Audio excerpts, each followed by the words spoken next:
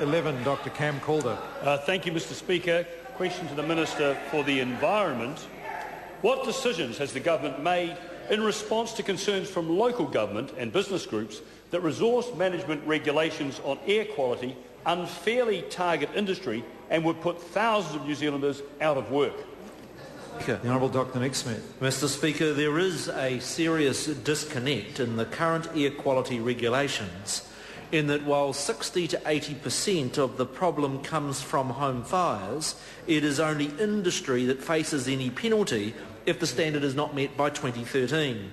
These regulations reflect the anti-business culture of the previous government, where even if it's not business's fault, they get the punishment.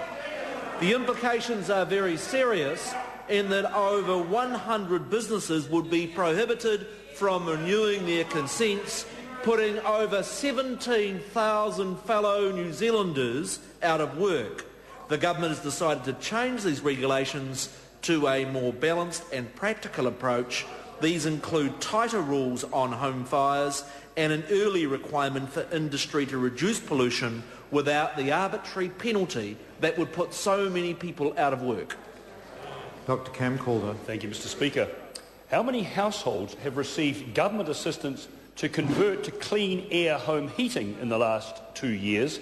And how does this compare to support provided in previous years, noting that if we are serious about reducing smog, the key is converting open fires and old dirty log burners in polluted areas?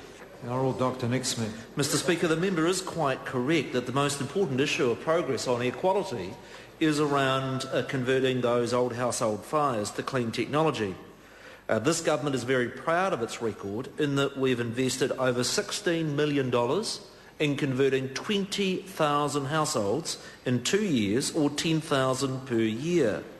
This compares over the period of the previous 9 years of just 100 households per year, or in fact that we have made progress at 100 times the rate. We're making progress at 100 times the rate in converting to home fires. I expect this rate of conversion to accelerate with the good work my colleague is doing in Christchurch and the recovery of the earthquake, where up to $100 million is going to be spent on clean heaters to replace the chimneys damaged in the Christchurch earthquake. Dr. Calder. Thank you, Mr. Speaker. What response has there been to the changes the government has made to the air quality standards? Honourable Dr. Nick Smith. Mr. Speaker, the changes the government has made have been welcomed by local government New Zealand, by mayors, by councils, by industry. The member mentions Nelson. I challenge her to compare the record of how many homes this government has converted as compared with the previous government record. I note the very positive editorial in the Christchurch Press. Even the Parliamentary Commissioner for the Environment said that the previous government's rules were unfair and would not work.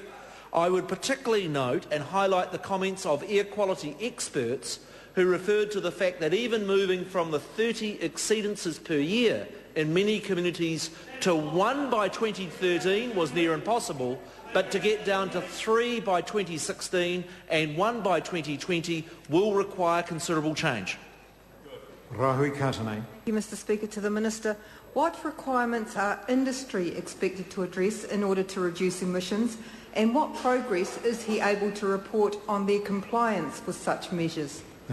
Speaker, one of the changes the government has announced is that on the 1st of September next year, industry will be required to offset their emissions, i.e. to fund the conversion of households to more than offset the emissions from their own industry. In our view, that financial incentive for them to positively contribute to less pollution is a more sensible approach than just putting 17,000 New Zealanders on the job heap, unemployment heap, by those industries having to close. Question number 12, the Honourable Pete Hodson. My question is to the Prime Minister in